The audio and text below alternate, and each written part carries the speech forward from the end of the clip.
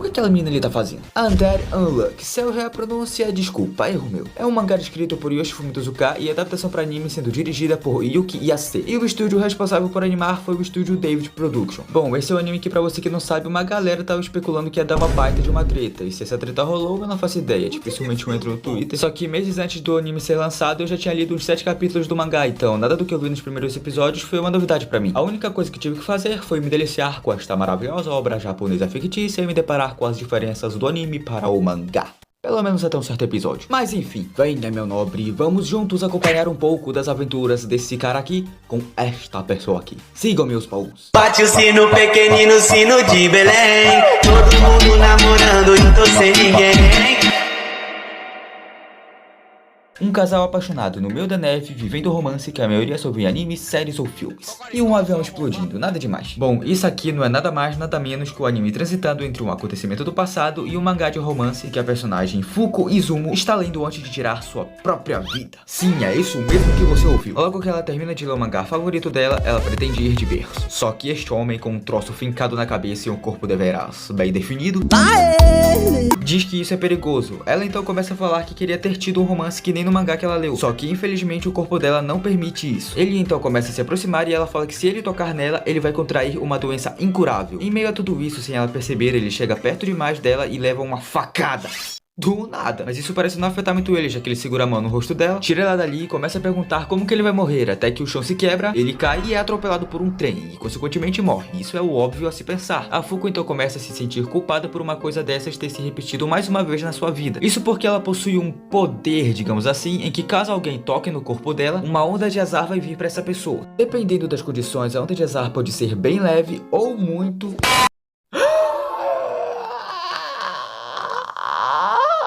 ou muito grave. Só que mal sabia ela que aquele homem na verdade era o Elon Musk, quer dizer, um ser que assim como ela também possui poderes, só que nesse caso poderes de regeneração. Ou seja, tu pode tacar o foguete danado em cima dele que esse maluco não morre. Encarando essa situação em que o cara meio que voltou à vida, a Fuko só fica em um estado, que é de choque. E aí, bebê, que foi? Tá impressionado com o meu físico? Ué, mas você não tinha morrido?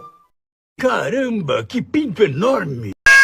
Bem, o que acontece é que esse cara que se auto-intitula um morto-vivo demonstra ficar bem interessado nesse poder dela de atrair azar pra pessoa que a toca. A Fuko tenta fugir dele, mas não adianta muito, e apesar de os policiais aparecerem para dar um jeito na situação, o que o X-Men aqui faz é aumentar a velocidade da regeneração das pernas e usar o impulso pra sair pulando de prédio em prédio. E esse é um detalhe que eu gosto bastante, porque por mais que o poder dele praticamente seja só a regeneração, ele não se prende a esse detalhe, já que ele usa seu poder de diversas outras formas conforme a criatividade dele. Pois bem, ele foge com ela pra um topo de um prédio e pede carinhosamente pra ela contar mais sobre o poder dela. Ou quase isso. Ela conta que no passado, quando os pais dela foram fazer uma viagem, eles deram vários abraços e beijinhos nela. E quando eles entraram no avião, aconteceu algum problema no motor, já que o avião simplesmente explodiu, matando os pais dela e todos os outros passageiros que estavam a bordo. Foi aí que ela descobriu que, embora a intensidade varie, todo mundo que toca nela acaba se machucando. E isso meio que fez ela se afastar de todo mundo, já que essa condição infelizmente impede ela de conseguir viver uma vida normal, fazendo amigos, besteiras e principalmente o romance, que é algo que ela sonha muito em ter. E isso é algo realmente bem triste, levando em consideração que... Mas que porra!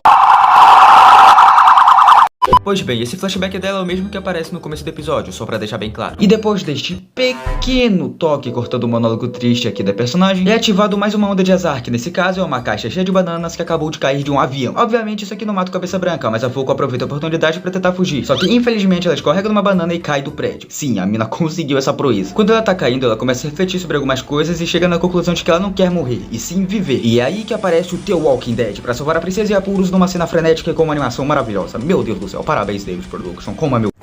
Salvando ela, ele fala que não vai deixar ela morrer, já que ele finalmente encontrou algo que vai dar um fim na vida absurdamente longa dele. Pelo visto esse maluco aqui já tá vivo faz um bom tempo. Dali eles vão pra um esconderijo pra ele descobrir mais sobre como funciona o poder dela, e a gente vê que esses caras aqui aparentemente estão tentando capturar eles. Por qual motivo? Veremos depois. Ô Finn, diz uma coisa aí pra eu me acalmar. Eu vou tomar o tacacá. Chegando no esconderijo, ele pede pra ela tirar a roupa, e a Fuko nessa situação faz o que qualquer pessoa normal faria. Tiraria a roupa e daria a bunda, sair correndo desesperado. E ele vai atrás querendo saber mais sobre como funcionam as regras do azar dela. Corre pra cá, corre pra lá, ela acaba prendendo sem querer o moletom. E a gente descobre que ela já tá 500 anos sem cortar o cabelo. E ela não queria que ninguém visse isso. E como Karina que viu, a garota começa a desabar em lágrimas, já que com esse corpo nenhum cabeleireiro poderia fazer esse trabalho pra ela. Mas o nosso Shed aqui resolve o problema, mandando um cortezinho na régua e deixando a menina Fuko feliz da vida. E ele também, porque ele ficou segurando o rosto dela por bastante tempo e assim que ele solta, ele fica ansioso esperando pela próxima onda de azar, com a expectativa de que vai ser algo monstruoso dessa vez. Só que quem aparece são aqueles caras de antes, que já chegou decapitando o nosso patriota, e disse que o trabalho deles é investigar qualquer negador não registrado, como a Fuko e o morto-vivo aqui, que tem a capacidade de negar certas regras do mundo, ou uma, que são criaturas criadas por Deus que incorporam uma regra específica que foi imposta ao mundo. Enfim, esse indivíduo aqui chega perto da Fuko sem nenhum problema, já que como ele tá utilizando luvas, o poder dela meio que não funciona, porque pra fazer efeito tem que ter contato direto com o corpo, sem nenhum tecido atrapalhando. Sabendo desse detalhe, chega a ser bem fácil driblar essa habilidade dela. O de cara costurado começa a dizer que eles vão utilizar o poder dela e de que possivelmente o morto-vivo capturou ela com a intenção de a usar como uma arma pra matar pessoas, mas a Fuko desmente ele dizendo que o zumbi, sim, ela chama ele desse jeito, só usou o poder dela pra afetar a si mesmo, e de que diferente do cara costurada, ele não usou nenhuma luva pra tocar nela. Mas o carinha aqui não gostou muito dessa atitude. A Fuko então começa a lamentar por tudo aquilo que tá acontecendo e fica pedindo desculpas pro zumbi. Só que o que eles não esperavam era que uma ajuda dos céus iria vir.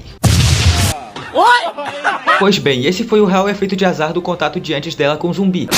Agora o homem está liberto dessa bodega aqui que mantinha a cabeça dele presa, e ele já vai tirando esse troço da cabeça pra poder lutar com maestria. E isso aí serve pra manter guardado 100 anos de memórias da vida dele, incluindo técnicas de combate e também pra evitar que ele perca o controle. Numa cena frenética, ele mata todo mundo, deixando sobrar só o de cara costurado. Ele ameaça o zumbi, dizendo que se ele não se entregar, ele vai matar a Fuko. O zumbi aceita de boa, corta do pescoço, mas a Fuko tenta impedir, falando que é melhor deixar ela pra trás, só que não dá muito certo, o maluco não volta atrás dessa decisão. Mas a garota aqui teve uma ideia mirabolante. No momento em que ele joga a cabeça, ela corre e dá um beijo na bochecha dele. E a regra é a seguinte: quanto mais ela gosta de alguém ou tem intimidade, maior a catástrofe. E a onda de azar dessa vez é um meteoro, e não é de Pegasus. Nossa! Mas que você?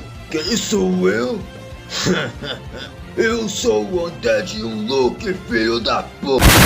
Antes do meteoro cair, a Fuko meteu o pé dali. E o nosso camarada zumbi, será que ele sobrevive? Ah, que saber, esquece, por que eu tô fazendo mistério? Óbvio que o cara tá vivo. E os dois ficam felizes por tudo ter acabado bem. Nesse momento, a Fuko pergunta o nome dele e ele diz que não lembra. Então ela decide dar um nome pra ele. E ela o nomeou carinhosamente de Andy. Finalmente eu vou ter um nome pelo qual te chamar agora, infeliz. Caralho, um beijo causou tudo isso?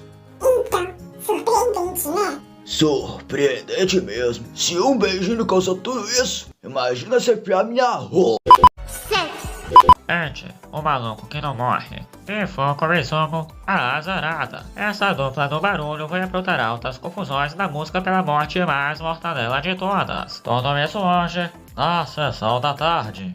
E assim termina o primeiro episódio de Undead Unluck. E mano, eu tô achando o anime bem interessante, da hora e divertido, com coisas e personagens que eu quero saber mais sobre, piadas que me fazem rir, apesar de não ser muito difícil me fazer rir, lutas épicas e uma produção excelente, com conceitos que me intrigaram quando eu tava lendo o mangá, como a ideia de que os poderes deles têm como base quebrar regras que foram impostas no mundo. E eu achei isso muito bacana. E um detalhe diferente do começo do anime pro mangá é quando a Fuko vai se jogar nos trilhos. No mangá tem mais pessoas ao redor tentando impedir ela, enquanto no anime é só o Andy que tá ali. Com certeza deve ter tido outras mudanças, mas essa foi a única que eu consegui notar. Nos outros episódios acontecem outras coisas, como aparecer uma velha conhecida do Andy que é louca de apaixonada por ele, os dois entram numa organização, o Andy se casa com uma mulher zumbi, sim, isso é um efeito canônico, e dentre outras coisas. E é bem fofinho ver que com o passar dos episódios, a relação desses dois aqui vai se aprofundando e evoluindo. E a gente vê que o Andy na verdade é um cara bem legal, e não um completo mala que nele aparenta ser logo de primeira. Enfim, é um anime que no começo é meio sus, mas que com o passar do tempo, tanto no anime quanto no mangá, você vai percebendo que na verdade é bem legal, ou até melhor do que você esperava. Mas assim, né, isso é só o que eu acho. Enfim, se você gostou do vídeo, deixa um like, se inscreve no canal, comenta alguma coisa, e até a próxima.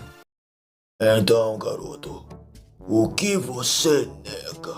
Cara, eu só nego uma coisa. E o que seria essa coisa? Imposto de renda.